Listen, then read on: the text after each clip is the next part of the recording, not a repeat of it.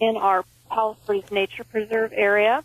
And as it's burning uphill, it appears to be burning into the city of Rolling Hills, which is our adjacent neighbor. This is an incredible fire that we all just witnessed. As the fire started coming up the canyon behind me, the firefighters, one of the engine company that's here, Engine 56, here in Rolling Hills, immediately started to identify that we needed to put fire engines over here at the back of the canyon, and we deployed them, and we from into Rolling Hills, where the immediate threat was, and firefighters immediately saw that fire was impacting and impinging on the homes themselves. In recent weeks, there has been an increase in residential burglaries and theft from vehicles in our neighborhoods. Many of these have been classified as crimes of opportunity because they involved open garage doors and windows and unlocked vehicles with personal property in plain sight. The Great California Shakeout is a statewide program designed to help people and organizations prepare for major earthquakes and practice how to respond when they happen. On October 21st, the staff at City Hall in Rancho Palos Verdes participated in an emergency drill. The premise of the drill was a 7.8 magnitude earthquake striking the Los Angeles basin. During a real emergency, RPV City staff would set up an Emergency Operations Center, otherwise known as the EOC.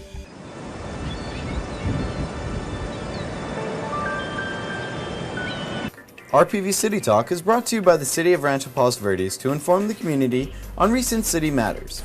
RPV City Talk is a weekly show that features the RPV mayor, city council, or city employees. Talk about the Interpretive Center, because I think people need to also know and remember what about the exhibits there as well.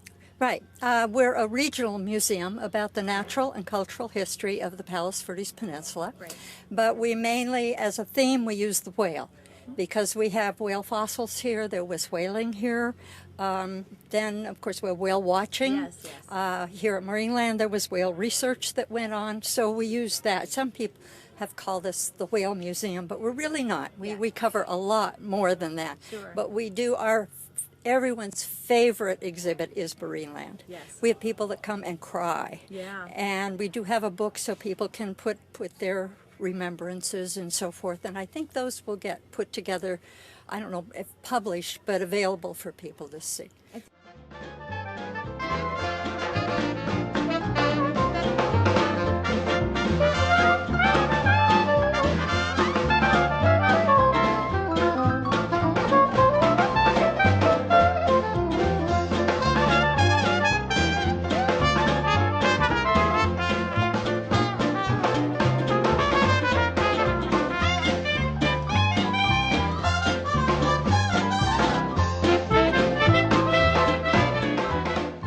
We are inside the artist studio of Don Crocker. It's a really beautiful location. It has extremely gorgeous vistas of Portuguese Bend and the Pacific Ocean.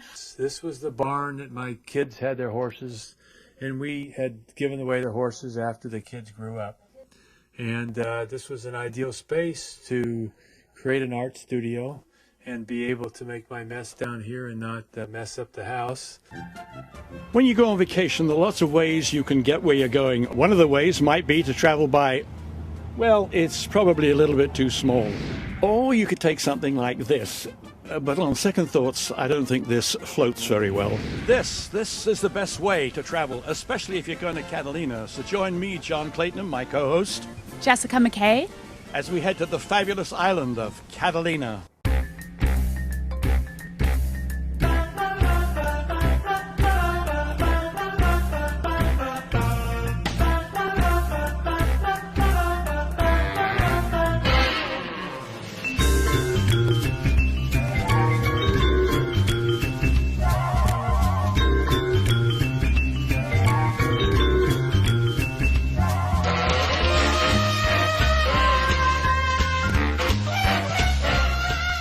Well, actually, our gatehouse where they park has little maps, but the trails are pretty well marked. You can always keep track of where the tide pools are. And the parking lot's just above us and probably just a 10-12-minute walk. Okay, and they walk actually down? They walk down. There's actually a really wide driveway they can walk down if they take the street and come down the road, or they can take the little foot trail, which is what I like to do most of the time, and it leads them through a little canyon and then down along the cobblestone shore to get to the tide pools.